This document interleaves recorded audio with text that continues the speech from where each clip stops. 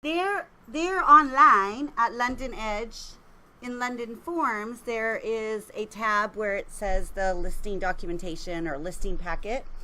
That is a little much when you're first in the business, when you're just starting out, and sometimes it's a little much at any point, just because maybe you're strapped for time and you need to get the listing packet together and get out to your appointment quickly. So what I've done today is given you the bare minimum. So you do need to have all of these items.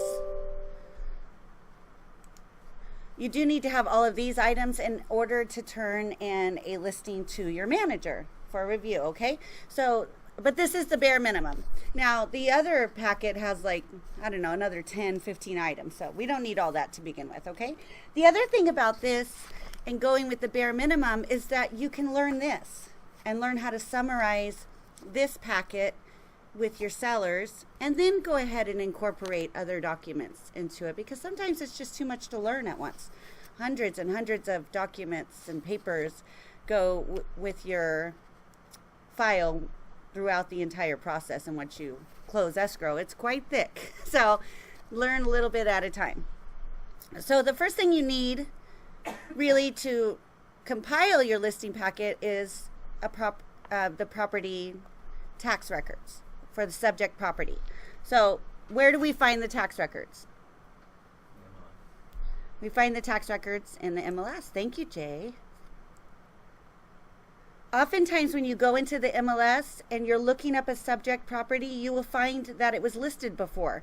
I would encourage you to look for that. Look to see if it's been listed before. You can learn a lot about a previous listing. Let's say it was on the market 5 years ago. The information will still be there. So we're going to go into the MLS.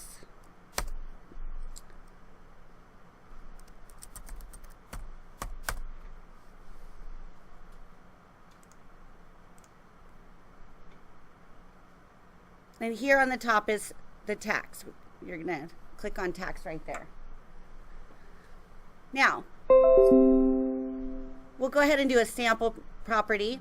Now, because I'm curious, I can go and find the tax records by linking it from the previous MLS listing. I usually go there first, and I just put the address in to see if it's been listed before, okay?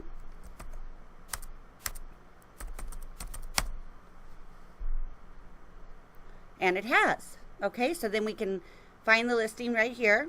Just kind of get to know a little bit about the property, because you don't know a lot when you're heading out to the listing, right? Obviously, you've not been there yet.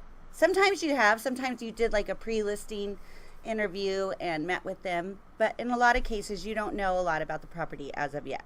So you can go through the MLS, just kind of click through the pictures and just see a little bit about the property. Now, so we can find our tax records up here on tax. If you don't find it in the MLS, go there and you would go ahead and put in the address. But if you do find a listing, you're going to click on the APN number. Excuse me. And then that will bring up the tax records. Everybody clear on how to find tax records? Learn something every class, right, John? Now, when you're at the listing and you will have the tax records with you, count the bedrooms, count the bathrooms, ask the sellers, what their square footage is. Sometimes these are inaccurate. Okay, so you want to ask. Now, if the tax record says it's a 3-bedroom and there's actually 4 bedrooms, and you want to market it as 4 bedrooms, then you're going to cross out the 3 and write a 4 on there and have the seller's initial, because the tax records are inaccurate. Okay? So that was your first document. Copy of the subject property tax records. The next one in the packet is the disclosure regarding agency relationships. It's an AD1. Where do we find that document? Where do we find it, Jay? In zip forms. So obviously these items come from different places. So we're going to go ahead and go into zip forms.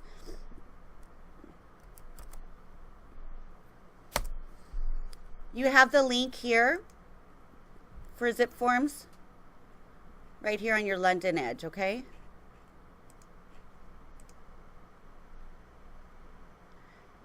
Now on these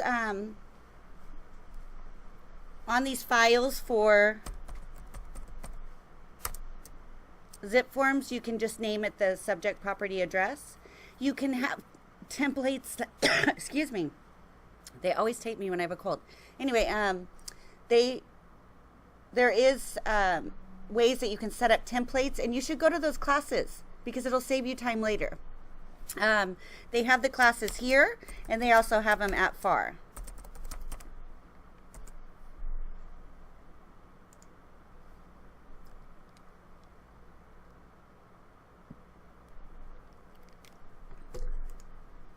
I learned something new yesterday. We're always learning, going to every class, but I'll show you what I learned yesterday. It was kind of a cool thing. But I've always just gone right into my templates or gone right into my transactions, even if I need one form. So if you do just need one form for whatever reason, you can just go right into that part, and I'll show you how.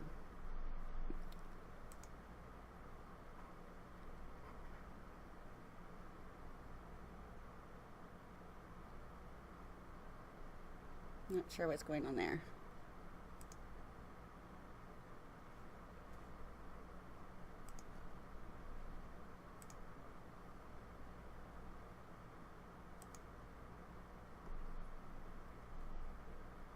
It's wanting me to download things, which I don't know why. That's odd.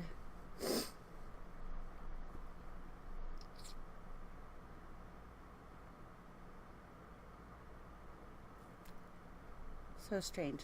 Okay. Let's try this other portal.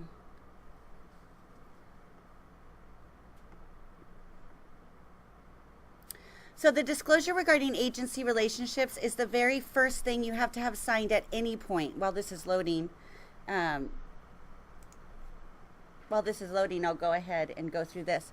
It's the first document that you need signed with any transaction. So if you're writing an offer or you're setting up a listing, you really have to detail out to the sellers what your responsibility is to them. And this is the very first form that should always be signed. If you're having it signed, digitally, there are sellers that live out of town and you need to have an electronic signature. Make sure this one is first, okay? Because we do have a responsibility to detail out what our fiduciary relationship is with the sellers and or buyers, okay? Okay, so what I learned yesterday is you can just go right in here to forms and not even have a transaction, and then you can search for a form and find it, okay? But you can set up your own file, your own transaction. So in here, if you just type in AD1,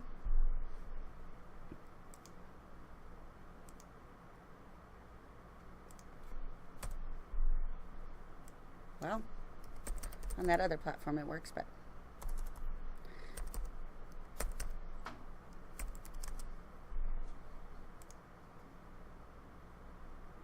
see, it is just being problematic.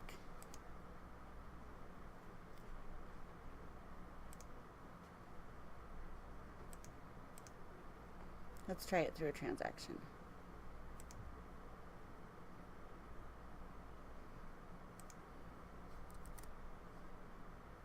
See, now it worked. Okay, so 81.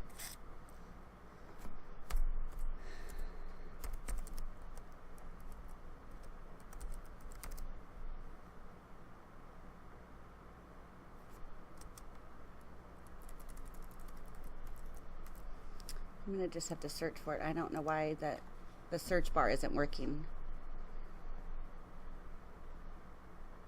Okay, so disclosure regarding agency relationships. So AD1 is for the listing firm to the seller, okay? And then there's an AD2, which is the selling firm to the buyer. So it depends on what relationship you have, okay? So that's where we're going to find the disclosure regarding agency relationships is in zip forms.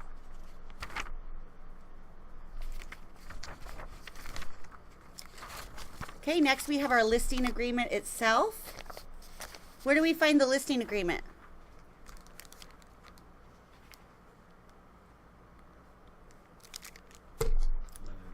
London Forms. Thanks, Jay. So if you want to take notes, you know, as to where you're going to find these things. Oh, where did it go?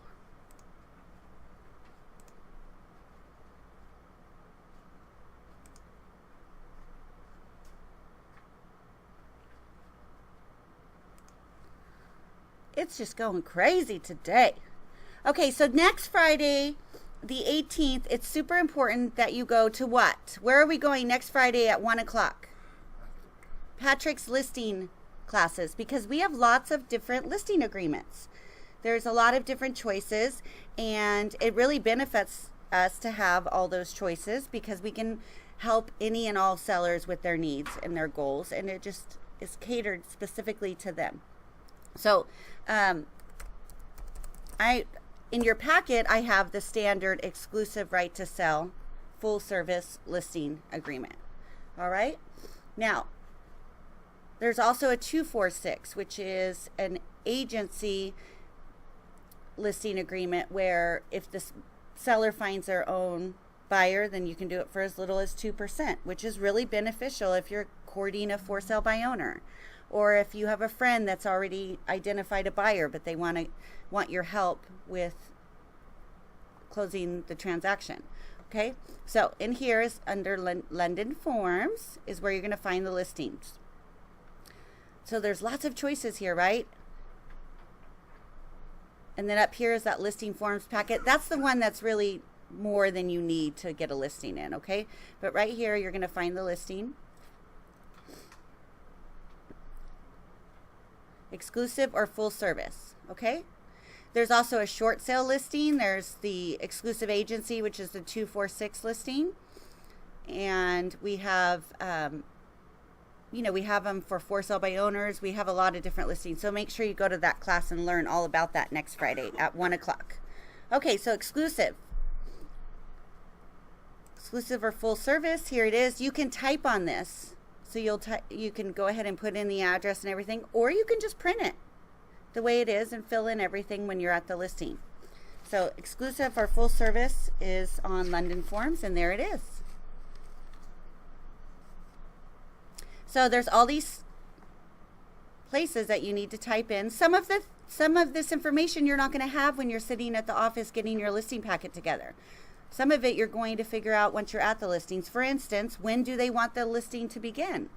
When, how long do they want the listing to go? I usually do 6 months. Some people do 3 months. Some people do a year. I let it be up to my seller how long they want me to go ahead and try to market the property and sell it. And then you'll go ahead and put the city it's in, the county it's in. You'll find that on the tax records. And you'll put the address here. It says here, together with the following personal property. Sometimes there are listings where they say, these items are also going to go with the sale. The tractor, the freestanding hot tub out on the back patio, whatever it is, you can go ahead and mark those there if you like. But you don't have to, because we can take care of that in the purchase agreement. The purchase price shall be, you probably don't know that while you're sitting at the office, because you're going to go over comparables with them, show them what's been selling in the area, and determine a price while you're sitting at their dining room table at their home, right? You'll write it out in Word form here, and then you'll put it in a numerical form here. To be paid as follows. I just put as agreed, because maybe there's a lot of different scenarios as to how someone could pay, right? So I just say as agreed. There's seller financing, there's conventional loans, there's FHA loans, there's cash. I mean, there's a lot of different ways that someone can take payment. So I just type in that spot as agreed.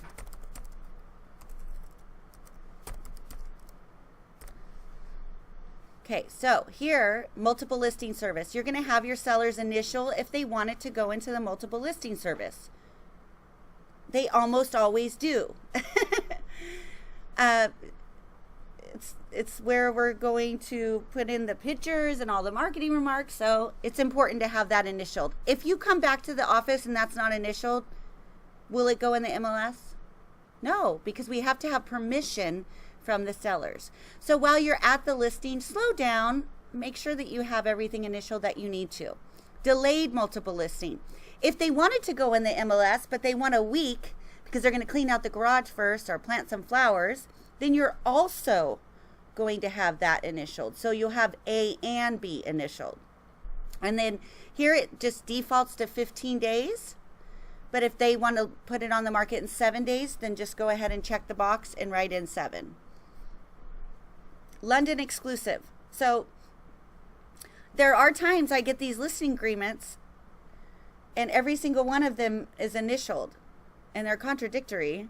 And so it's important, again, that you slow down. You can come and see me before you go to a listing and we can go through this again and we can highlight things that you really need to pay attention to while you're there. But London exclusive says it's not going into the MLS. And then the cancellation agreement says if the sellers aren't happy within the first 30 days, they can go ahead and cancel the agreement. I never get that initial. I don't want to cancel the agreement. I'm working hard for 30 days and I want to continue my listing. But if they're giving you a hard time about, they're not sure if you're the right person for them and they just really want to just only do it for 30 days, then go ahead and have that initialed. Versus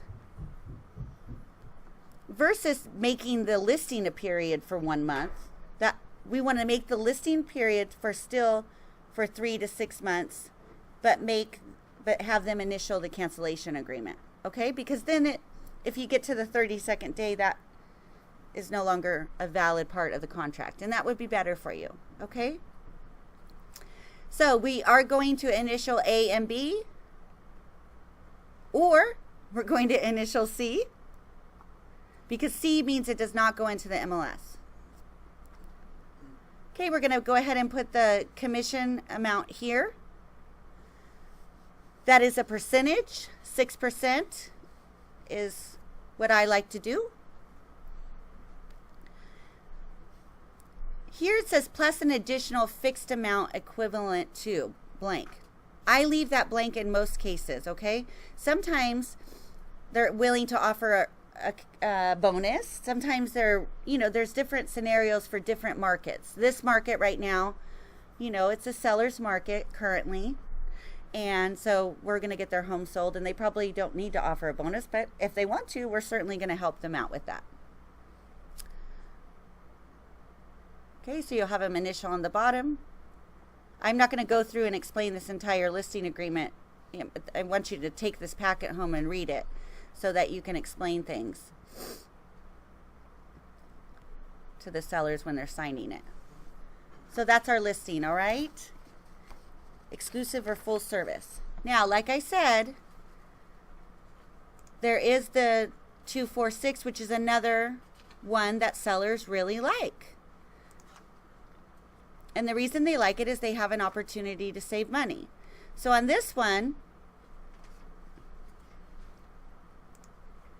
open the wrong thing. The 246, it's right here, 246 services, okay? And like I said, next week you're going to go and learn all of this with Patrick. But this one is within the first 30 days, if the seller identifies the buyer, then you can just charge 2%. And then if you sell it yourself, so you're the only agent involved, not another London agent, not another ABC Realty agent, but just you personally, then it would be 4%. And then the ending, the last one is 6%, okay? So that's how I do it. I do 246. So it does say for the first 30 days on these items here. And so you want to explain that. Because let's say you're 5 months into your listing and then you sell the listing at an open house. Unless you've explained it, the seller will probably expect for you to just be charging 4%. Would it be, since that has changed, would it be a good idea to have an initial that too there under that 30 days? After the fact? Or No, when you're doing it, if they want to. Oh, I see what you're saying. Yeah, you could definitely have them initial next to any of this, just to protect yourself and to make sure that it's clear as to what they're doing. But it's not mandatory because we have the initials on the page itself. Yes, Jay. So after the 30 days, Yes, after 30 days, it becomes a standard contract. Now, if they say, you know, I really do like that listing, and but you know, I really like it, but I would like it to be 40 days instead of 30. Cross out the 30 and put 40 there. It's okay. Don't you know, you don't have to offer that up. You're working hard, so you know you're earning a commission. Under what circumstance would you pull out or even bring up a 246 versus the exclusive for? Okay, so the question was, just so everybody out there on the World Wide Web knows, under what circumstances would you use a 246 versus the exclusive right to sell? I always bring both listings, and you know, I give them choices. So most of the time they like the 246. Most of the time they do. Sometimes they just say, you know, I'm not going to try to sell my house. That's why I'm hiring you. You know, let's just go ahead and go with the standard 6%. But it is a benefit to your sellers. And anytime you help somebody and save them money, they're going to be appreciative, and then it'll turn into a referral. So I do 246 listing quite a bit. Okay. Okay, so the next item in the packet is the affiliated business disclosure statement. A few of our documents in London Forms, that's where you'll find this, have this already attached to them. So the listing agreement already has it attached, as well as the disclosure responsibility addendum, which we're going to get to later on in this packet. The affiliated business disclosure basically says that we own other businesses, and it is imperative that we put the clients on notice that we do, okay? So when you're printing out these documents and you have two of these, you don't need both. You only need one of them. So what I do when I print the documents is I just change the printing settings, so I only end up getting one of them. So it's attached to the listing. It's the affiliated business disclosure. Okay, next one. Disclosure responsibility addendum. So the disclosure responsibility addendum you will find in London Forms, and it's right here. It's highlighted because it's important. This is a document that protects our sellers and it protects us, and I really think it's, you know, a wonderful thing. It makes us stand out in the industry because we work so hard and so diligently to protect our sellers. So the disclosure responsibility addendum is very detailed, and it's 6 pages. So take this packet home, read through it so that you know what the disclosure responsibility addendum is. But I will summarize it for you right now, in that when I'm explaining it to my sellers, I let them know this is a disclosure addendum that I will be giving to the buyers on your behalf. And the disclosure addendum basically puts the buyers on notice that they need to inspect anything and everything that's important to them, and that we can only disclose what we know. We can't disclose things that are unknowns. And so there is many items that are within this document that they can inspect. Now, it's basically, in my opinion, an inspection checklist. It's just putting the buyers on notice. So it does say you should check Megan's Law website. It does say you should call the schools if that's important to you to find out what the school scores are. Make sure that this home is in the school district that you want it to be in. Buyer verify, right? Buyer to verify everything. So those are just a couple of the items, but it's quite detailed, and it's really beneficial to the sellers to be able to put the buyers on notice. Okay, so you're going to have the sellers initial this now. Now, we don't have the buyer's name, obviously. So when you click on it, and it's got all these spaces to fill in, you're just going to fill in the seller's name for now and the address, because those are the things we know. Okay, and then, like I said, at the bottom of this, we have that affiliated business again. We only need one of those. So when I tell it to print and I do my printer settings, I just print page 1 through 6. Okay, so again, that one was on London Forms. Okay, the next one in the packet is called Seller's Advisory. The Seller's Advisory is found in Win Forms.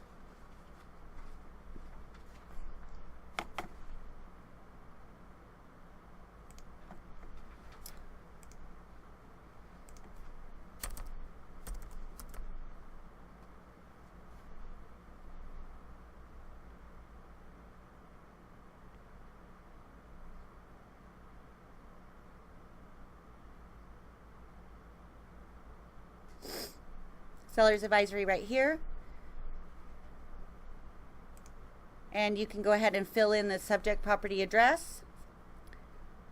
The date that you're preparing it is fine.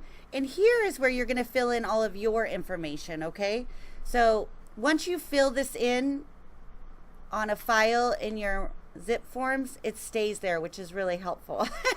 So you can also type it in on your templates and it'll automatically be filled in. But what goes here, real estate broker, London Properties Limited, okay? And then when it says buy, that's where you're going to type your name here. Real estate broker is the license number, 004-63722. That's the number that goes there every single time. Okay? Your license number goes here, so that's your own license number. And then you'll put the office address, your phone number or fax, and then your email there. Okay? So that's the seller's advisory. We have another advisory. It's a seller London advisory. So we need both when you're turning in this listing packet, okay? So if it's the seller London advisory, where would we think we'll find it? On London Forms.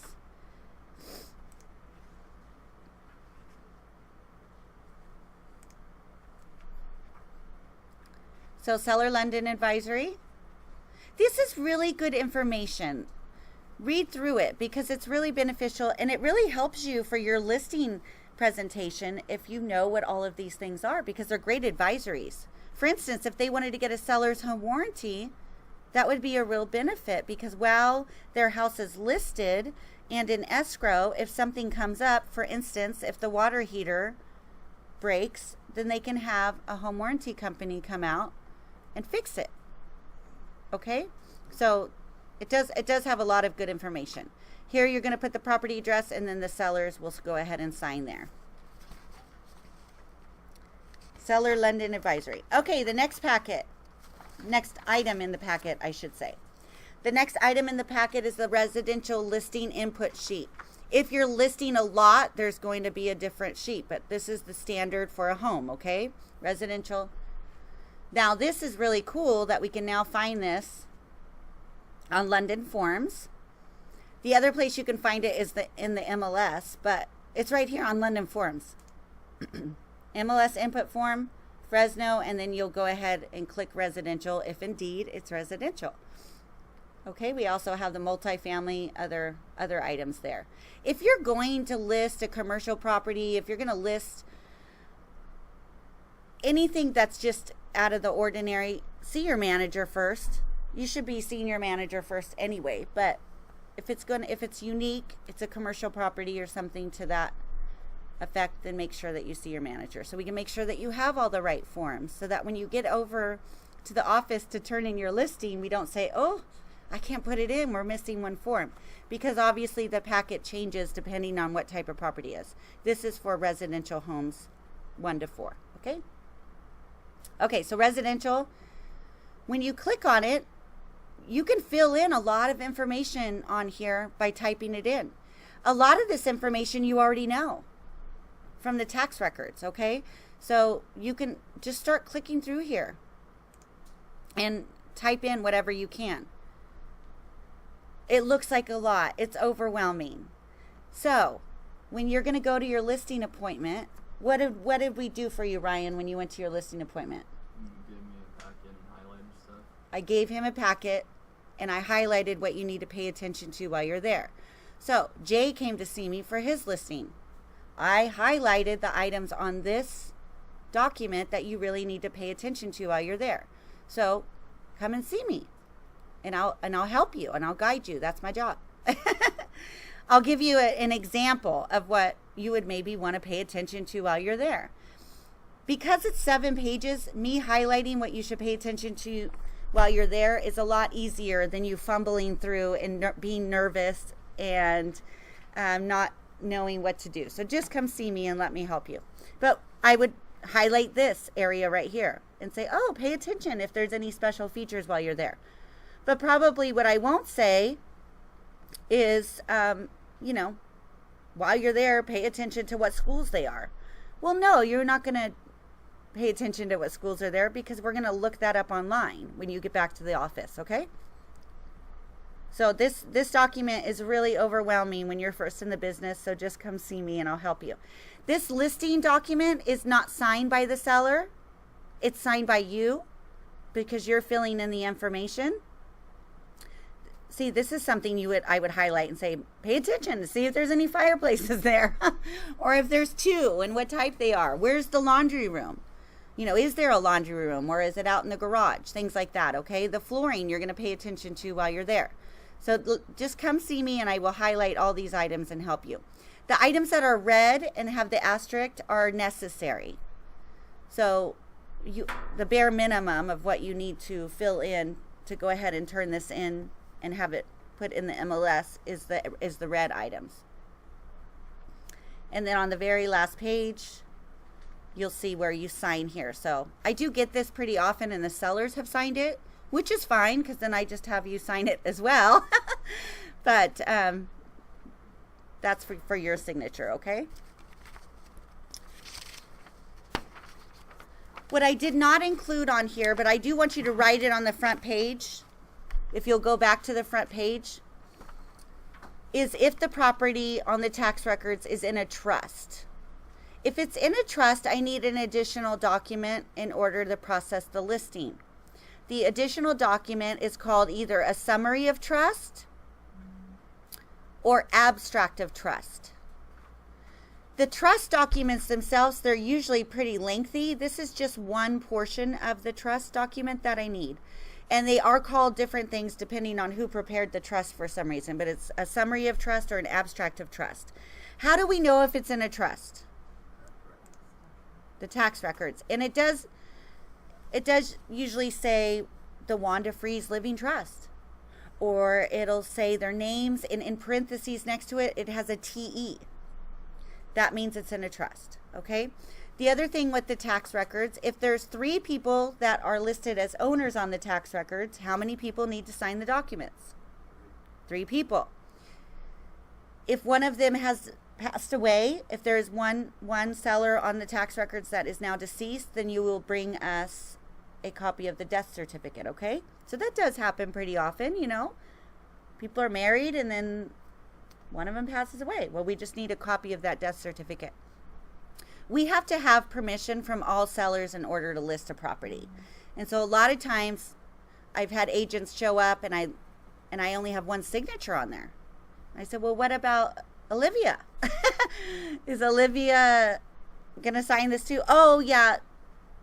She's going to sign it later. Okay, well, I can't list it until we have all owners' permission to list the property and sell it. Okay? So that's our policy here. Anyway, I did want to make a note about that so that if it's in a trust, then you'll need those items. Now, when you're going to your listings, I would really like for you to bring me the tax records and bring me your packet, or bring your manager. Any of the managers can help you. We'll guide you and let you know if it's in a trust. We can help you with that. A lot of people have their trust documents just saved to their computer. It's okay if they don't want to print it, they don't have a printer. When you're at the house, just ask them to email it to you, and then we'll only print what we need from that trust document. Okay, so that's another way to get around it. If they don't have a printer and you need that. I have had sellers in my career that have said, oh, I don't even know where that is. Let me get a hold of my attorney, and then they send it to me the next day, which is fine, but we just can't list it yet, okay? Okay, so now there is one additional item that we need to process the listing. It's something that you do when you get back to the office, okay? So when you get back to the office, you're going to fill out a real track. It is how we track, hence real track, how we track our transactions, our listings, and our sales. So the real track tab is right here. On London Edge, the London Edge, it's right here on Real Track. So what you're going to do is you're going to go through and put in a new transaction. I will show you how right now. So it's going to be right here on transactions.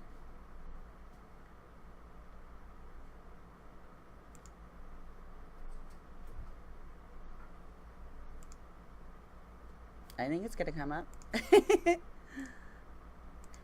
summary trust, and abstract trust, now, those are our forms too, or that's what we need to get from the client? So the question was the summary of trust or the abstract of trust, is that one of our forms? It's not one of our forms. What we're going to do is go ahead and ask the sellers for them. So it's a legal document that they've had drawn up. Okay. Sometimes there's power of attorney that's allowed to sell a house. If the name, the signature on the forms is not the name on the tax records, I'm going to ask you why. And a lot of times they say, oh, they have a power of attorney. Their mom is now at a convalescent home and they're selling the property. Okay, I need that legal document because we have to have permission from the sellers or the power of attorney in order to sell a property and to put it on the MLS, okay? Okay, so it did work. Woo, I'm glad. Okay, so you're going to just click on transactions and then you're going to say add new. Okay? Now, once you already have something in there, the way that you get back to your transaction, because maybe you're going to do as much on the RealTrac as you can and then you want me to review it before you print it. So the way that you get back to that transaction is just start typing it in here. That's where you're going to find it once you've already put it in, okay? But when it's brand new, you just go to add new. And these are tabs. So you're just going to tab through and put all the information that you can. Now, at the inception of a listing, we likely don't have the escrow information, right? The escrow is opened when we sell the home. So we're not going to fill in that spot. So you're just going to click through this. So you would put your name in there here for the agent. Okay? You'll put the address in, the London office that you're in, occupancy, things of that nature. So fill in this first. The agent, that's going to be you. Then go to the next tab. It looks overwhelming. It does. I get it. But just take it one tab at a time. One tab at a time. I like that. Features. Now, a lot of times I get these listings turned in and they haven't filled in the other features. They haven't filled in a lot of this information. It behooves you to fill it in, and I'll tell you why. Other features is where you should put your marketing remarks that you're going to use for the MLS. If you put it here and you fill out this information, London Properties will grab that listing and advertise it. So the way that they advertise things on Facebook, they advertise things in the Real Estate Showcase, and they'll grab it and advertise it for you pretty often. But if there's no information there, they're not going to do it, right? Because they're not going to advertise something that doesn't have any marketing remarks. So make sure you fill this in, okay? Builder, you may not know that. Just do the very best that you can. And then I'll come over and look at the computer and see if we missed anything. Listing. Where is it located? What kind of property it is? What's the listing type? What's the APN number? Just fill in what you know. Now, obviously we don't have it sold yet, so we're not going to fill in the sale information. MLS, the MLS area, what area it is, that's what that means, okay? The subject property I used today was in 93619, so you just put 619 in there. The date that you're going to go into the MLS, if it's delayed, then you're going to put that date here. Otherwise, you just click enter immediately, okay? And that's as far as you're going to go when you have the listing. These items come later, okay? Any questions on any of this stuff? No? Okay, that's your listing packet. Yes? The only, when you came back into the zip forms, and I sometimes kind of cover sheet off of that when they're popping in, fill that in and sort of populates everything. So there is a cover sheet in zip forms. You can fill in a lot of information and it'll auto-populate things. I don't do it, but that's just me. Okay. Because when we look at it, so if you click on cover sheet, you can fill in a lot of the information. And then when you pull up a form, it's already auto-populated. Well, it's it's just so much information. It's so much, so I don't do it. When you go over and you fill it in on a document, it's going to run through all the other documents in that transaction anyway. But a lot of people do those cover sheets. They like them. So everyone can make up their own mind whether or not they want to do it. Yes, Hector. I like the cover sheet, but some of the forms that we have in the London forms, if we have to import them into the templates or the other forms that we have, then we have to, they won't get populated, They don't auto-populate. We do have some of those forms already in the London forms. I was wondering, do you think in the future we will have a lot of these forms that we need from London forms and already integrated in this other program? So that Oh, yeah, I got what you're saying. So the question is, you know, when you have your templates set up in zip forms, you can add external documents, or we've added them under our car London, under the zip forms London that you click through. And so you can find these documents there. You can find the London forms documents there too. So Hector's statement is when you do the cover sheet in the transaction on zip forms, it doesn't auto-populate the London forms that are added as external documents. That's true. You still have to manually fill those in. Is that correct? Yes. Yes. So in any case, a lot of these forms, when you go into London Edge right here and go in through this portal zip forms, they have them added. Now, we don't have a lot of London forms added automatically to zip forms because this is something that we have to do through CAR, through the California Association of Realtors. And that's something that we have to get an agreement with them to do that. And so we don't have every single form in there. You know, we just have the basics, what most people use. So you'll still need to go to London forms a lot of the time. Okay? Wanda, I have a lot of contacts in Kings County. Yes. So it's likely that I will need to do eDocusign. Is that another class? So the question is that, you know, she has a lot of clients that are in another county, so can they do electronic signing? Yes. So inside zip forms, there is a program called DigiSign. It's called DigiSign. There is a tutorial on California Association of Realtors where you can learn how to use DigiSign. They also do those classes, I don't know, maybe once a quarter at the Fresno Association of Realtors. So you could go there to learn it as well. And electronic signing is definitely something that is very helpful and oftentimes very needed. So I would encourage you to go to those classes. Okay. You're welcome. Anything else? So everyone's ready to go get a listing? List to last.